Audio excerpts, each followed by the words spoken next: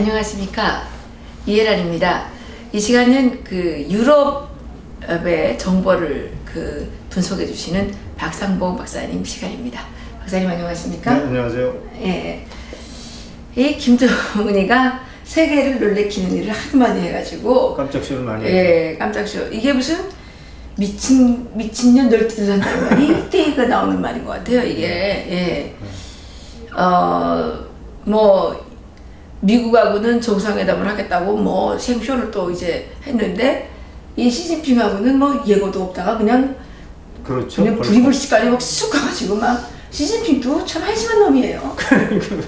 이게 그거 제목 한번 보시죠. 이게 어저께 날짜죠. 어저께 날짜 Der Standard 오스트리아의 인터넷 신문입니다. 인터넷 신문 제목을 한번 뽑아보시죠. 김정은의 판토마임. 지금 방금 얘기해 주신 네. 뭐 널뛰기 어디 뛸 줄 모르는 김정은의 행보를 이제 저렇게 이제 빗대서 보도한 내용인데요. 사실은 뭐 이번에 김정은의 방중과 관련돼서 우리 청와대는 깜깜했죠. 깜깜무소식이었죠. 청와대는 할 줄 아는 게 뭐 있어요? 아니 국정원이 대북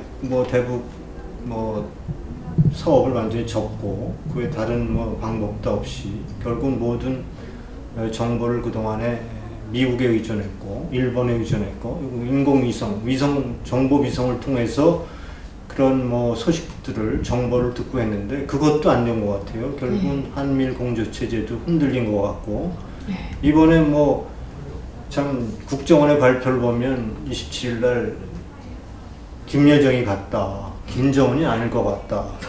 뭐 김여정이하고 김영남이 같다. 뭐 이렇게 이제 했지요. 뭐 28일에는 김정은 방문을 중국이 사전에 통보했다. 뭐 이런 이상한 소리를 자꾸 하고 결국은 우리 정부는 대북 관련 소식을 본인도 스스로도 만들어내지 못하고 결국은 한미일 공조체제도 허물어짐으로 해서 전혀 대북 소식통에 깜깜무소식한 것을 이번에 다시 한번 보여준 그러한 사건이라고 볼 수 있죠.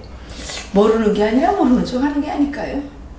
근데 그 비서국 정치인데 그 북한의 비서국하고 이 청와대 비서국하고 뭐 전혀 뭐 내통이 없습니까? 북한도 왕따시키는 거죠. 북한도 한국의 국정원을 제대로 인정해주지 않는 모습이 아닌가 하는 생각이 들어요. 넘어가서 비굴하게 하니까 그 국정원을 상대하는 거는 좀 자기네가 쪽팔린다고 생각을 했나 보죠. 이번에 그 대여 슈탄다트 오스트리아에서는 이런 보도를 한 거예요. 뭐 그동안의 분석이 여러 가지 있지 않았습니까? 네. 그와 좀 다른 시각인데요. 그동안 이제 뭐 미국과 북한의 정상회담이 될 것이다 안 될 것이다 하면서 중국에서는 차이나 패싱 논란이 있었거든요. 이 과정에서 차이나가 완전히 고립되고 거기에 왕따 당하는 거 아닌가 하는 차이나 패싱 우려가 있었는데 바로 이것을 지적한 겁니다. 이 신문은. 그래서 중국은 가갖고 김정은이 가서 시진핑에게 차이나 패싱의 우려를 불식시켜주는 겁니다. 그러니까 내가 미국 정상회담을 중국에서 개최할 수도 있다. 그래서 예전에 육자회담에 중국이 주도국으로서 북핵 문제를 육자회담 속에서 해결하고 그 주도로서의 외교적인 체면을 세웠던 것들 이번에 이제 김정은이 이제 방중을 해서 시진핑 주석에게 내가 당신의 체면을 다시 한번 살려주겠다. 차이나 패싱은 아니고 그런 의미에서 미국 정상회담도 이제 그 중국에서 개최하도록 그렇게 하겠다. 그리고 반대급부를 얻어낸 게 이제는 대북 제재를 풀어라. 예. 중국만큼은 이제는 우리 동맹국으로서 대북 제재를 풀어달라. 그렇게 이제 딜이 오갔다는 겁니다. 신문의 보도는. 근데 더 중요한 거는 이 협상 과정에서 또다시 김정은의 꼼수가 드러났다는 거예요.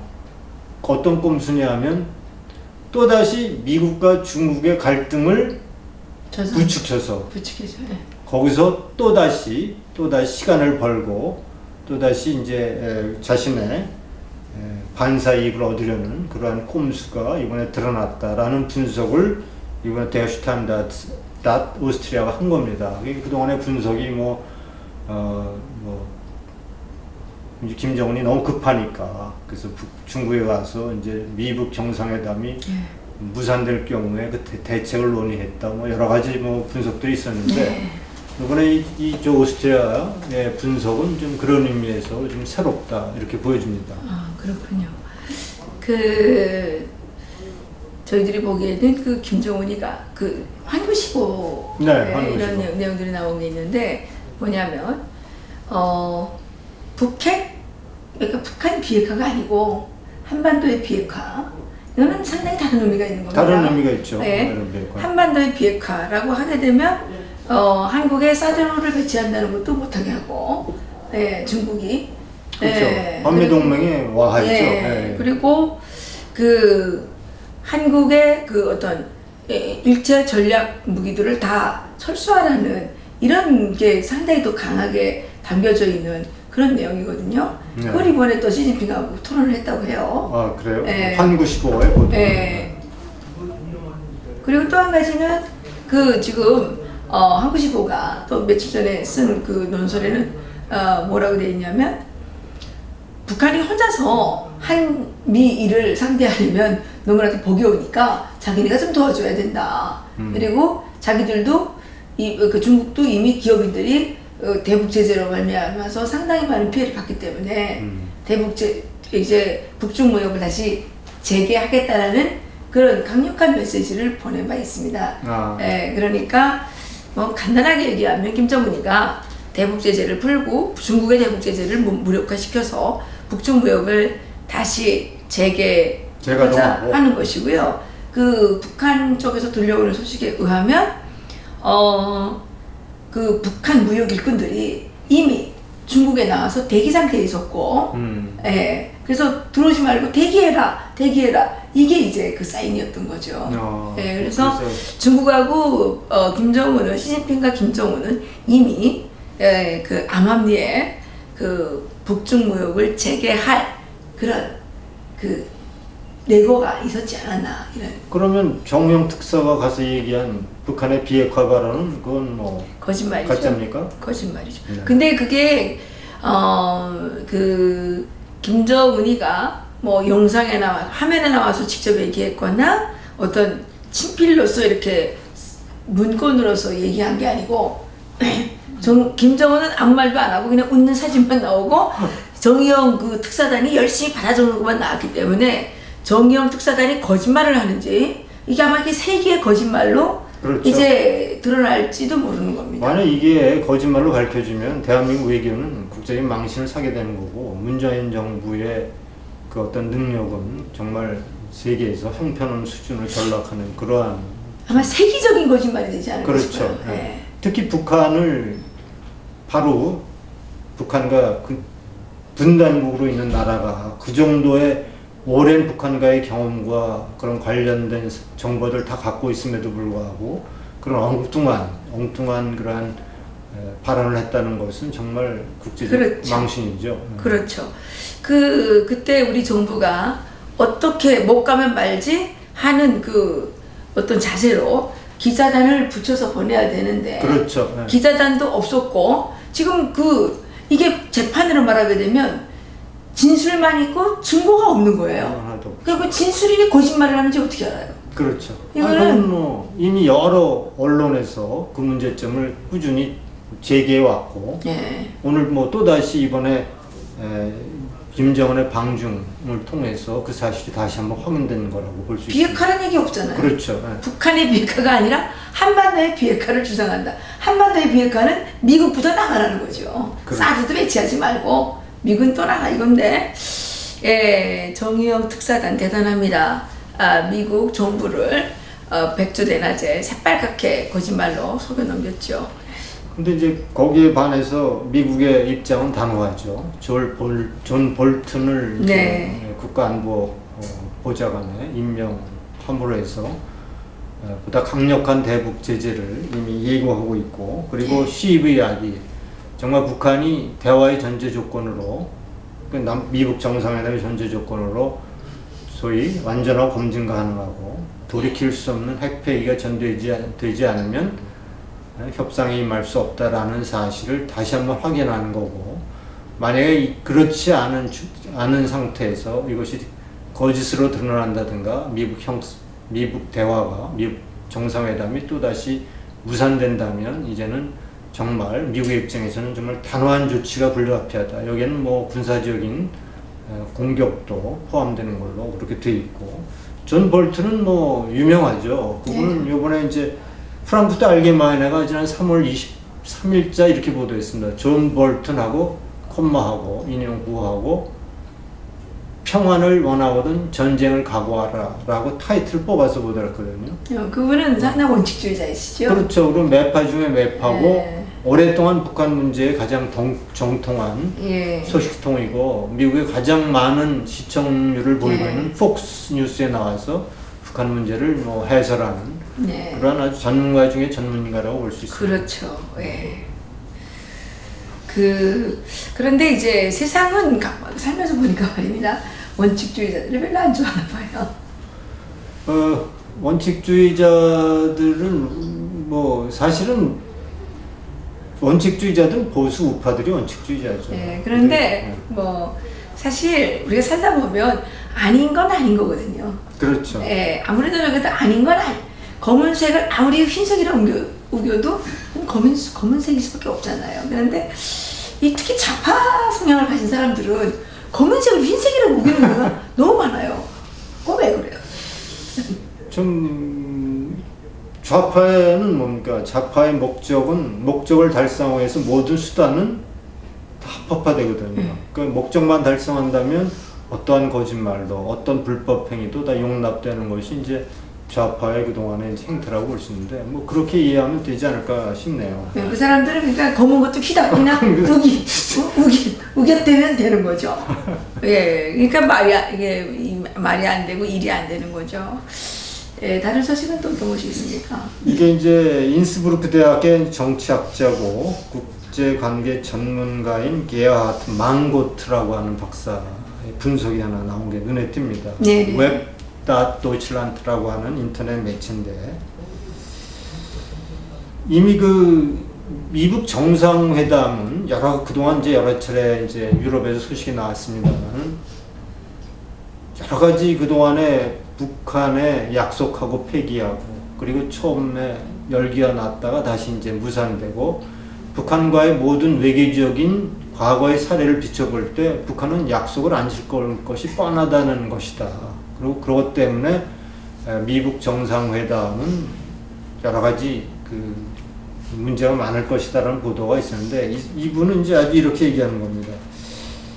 미국과 북한은 벌써 6.25 전쟁 때부터 이제 전쟁을 치렀고 적대 감정을 키워왔다. 그래서 이제 김정은의 목표는 늘 어떻게 하면 한미동맹을 해체시키고 주한미국을 철수시키고 그리고 이제 그거와 위해서 핵 프로그램을 완성하는 데 목표가 있었다고 한다면 미국은 끊임없이 북한에게 이제 CVID 아까 얘기했던 핵무력이 완전하고 이제 검증 가능하고 돌이킬 수 없는 핵 폐기를 이제 요구해왔다. 이 두 가지의 서로의 이익이 서로 상충해 왔는데 늘 북한은 이 목적을 달성하기 위해서 꼼수를 쓰고 약속을 폐기하고 이렇게 해왔다는 겁니다. 네. 그래서 망고트가 보는 시나리오는 자기는 이렇게 세 가지 시나리오를 미국 정상회담과 관련돼서 보고 있다 하는 겁니다. 하나는 첫째는 5월 말 미국 정상회담이 성사되는 시나리오다. 이것은 가장 낮은 시나리오지만 이 경우에는 김정은 핵 포기에 동의한다는 겁니다.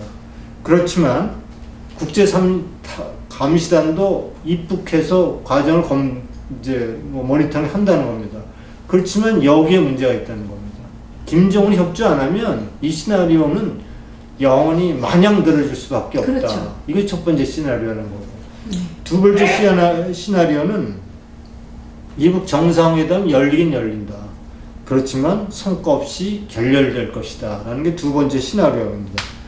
근데 이 경우 이 시나리오는 군사적인 옵션을 포함하고 있는데 첫 번째 시나리오보다 더 가능성이 높다는 겁니다. 세 번째 시나리오는 트럼프가 아예 회담을 무산시키는 거죠. 네. 근데 회담을 무산시키는 그 시나리오는 자기도 거기에 동의를 한다는 겁니다. 네. 그리고 트럼프의 모든 보좌관도 동일함과 동시에 내가 알고 있는 많은 외교관이나 북한 관련 전문가들은 전부 이 세 번째 시나리오를 동의하고 있다. 이렇게 박사님은 어디를 동의해요? 저도 이제 세 번째 시나리오를 동의하시. 이렇게 얘기하면서 제목을 이렇게 뽑은 거예요. 미국 정상회담을 무산시키는 것은 트럼프가 원하고 트럼프 보좌관이 원하고 국제사회 원하고 모든 국제 외교 전문가들 그리고 군사 전문가들이 원하는 바다라는 제목을 기사를 실은 것이 이제 특징이라고 볼 수 있습니다. 뭐 이렇게 본다면 이건 이제 국제사회 트렌드고 유럽의 모든 국제관계 전문가 외교관들의 어떤 대세라고 볼 수 있는데 이제 우리나라에서 이제 보도되는 것들을 보면 전혀 이런 시나리오는 언급도 없거든요. 지금 없습니다. 그저 뭐 평화 무드고 잘 될 것이다 이런 것들을 보도하는 거 보면 아직도 이러한 국제사회 흐름에 우리나라가 얼마나 지금 뒤처져 있고 어떻게 보면 북한과 같은 고립국가로 돼가고 있는 것이 아닌가라는 염려도 있다고 봅니다. 그렇죠. 촛불이 꺼지기 전에 가장 밝죠. 예. 그래서 아마도 그 김정은은 국제사회에 그러니까 시진핑과의 협상을 위해서 미북 정상회담을 이용을 했고 남북 정상회담을 이용한 것 같습니다. 예, 그래서 그렇죠. 살짝 그 평창 올림픽은 물론이고 평창 올림픽을 이용을 하고 그걸 발판으로 삼아서 미북 정상회담과 이 남북 정상회담을 살짝 그 이용해서 지금 위치를 붙인다. 예, 그래서 시진핑과의 시진핑하고 만나야 되는데 만날 그게 좀 안 되니까 그렇게 해서 이제 만난 것 같고. 그 어떤 제가 이거 오기 전에 하나 봤는데 한국시보가 얘기한 건 뭐냐면 이번에 미북 정상회담이랑 이렇게 된 거는 자기들의 시나리오에서 이렇게 됐다. 중국의 시나리오에서 이렇게 됐다. 이렇게 이런 그 기사도 있더라고요. 그래요. 네, 그러니까 이게 이때까지 그 중국이 뒤에서 많은 조정을 해오지 않았나. 근데 중국의 시각이고요. 어쨌든 뭐 보이지 않게 중국의 입김이 작용했을 거는 분명한데 이제 제가 보고 유럽의 신화를 보면 어쨌든 김정은으로서는 이 대북 제재가 이렇게 완벽하게 작동될지 몰랐던 것 같고 이것이 정말 한계 상황에 도달하기 때문에 이제 덜컥 남한을 이용해서 뭔가 일을 꾸미려다가 결국 이것도 안 되니까 이제 형님 나라에 쫓아가서 SOS를 치지 않았나 그런 분석도 좀 해봅니다. 그러면 박사님 만약 경우에 북중 무역이 재개가 됩니다. 그리고 트럼프 대통령은 더 강력한 해상 봉쇄를 하겠죠. 그래도 대북 제재가 가능할까요? 북중 무역이 재개되고 대북 된다는 것은 이제 그야말로 중국이 이제 본격적으로 미국과 무역 전쟁을 하겠다는 얘기거든요. 그거는 제가 보기엔 중국의 입장에서는 파멸로 가는 길이라는 걸 중국이 알 겁니다. 제가 보면 그거 못할 것 같아요. 그래요? 네. 근데 지금 저희들이 그 여러 가지 들은 정보로는 북중 무역이 재개될 것 같다는. 왜냐하면 이제 중국 경제가 지금 미국에 의존되어 있는 것들이 너무 크거든요. 그러니까 지난번에도 얘기했지만 미국은 600조의 어떤 대중무역에서 600조의 이득을 얻었다고 한다면 중국은 대미 무역 보복 관세를 통해서 거기 10분의 1분이 안 되는 그러한 혜택을 얻는다고 하는 것을 두듯이 지금 저렇게 중국이 만약에 미국과의 대놓고 무역 전쟁을 치르고서도 경제적으로 그대로 멀쩡하게 있을 수 있는 경제 구조가 아니거든요. 600조를 포기해야 되는 거예요. 600조는 빙산의 일각이죠. 앞으로 더 많은. 아니, 그러니까 네. 지금 당장에 600조를 그렇죠. 포기하는 조건이군요. 그렇죠. 근데 앞으로는 그것이 만약에 정말 무역 전쟁이 붙으면 미국에 있는 카드는 굉장히 많거든요. 그러니까 미국은 중국을 버려도 되지만 그렇죠. 중국으로서는 미국을 버리면 어렵다 이 말씀이시죠. 서로 지금 꽉 묶여 서로 얽혀져 있는데 누가 더 먼저 고사하느냐 하면 중국이 고사되기 때문에 중국의 입장에서는 뭐 경제적으로뿐만 아니라 군사적으로도 그렇고 해놓고 미국 정부에 대항해서 뭔가 하지 못할 거라고 저는 판단이 되고요. 그렇기 때문에 여기 우리가 미국의 트럼프 대통령의 용인스레도 드러나지 않았습니까? 전부 포석을 정말 강경파 원칙론자들을 통해서 정말 북한을 압박하고 국제적 대북 제재를 끝까지 끌고 가는, 결국은 뭐 이런 얘기도 있지 않습니까?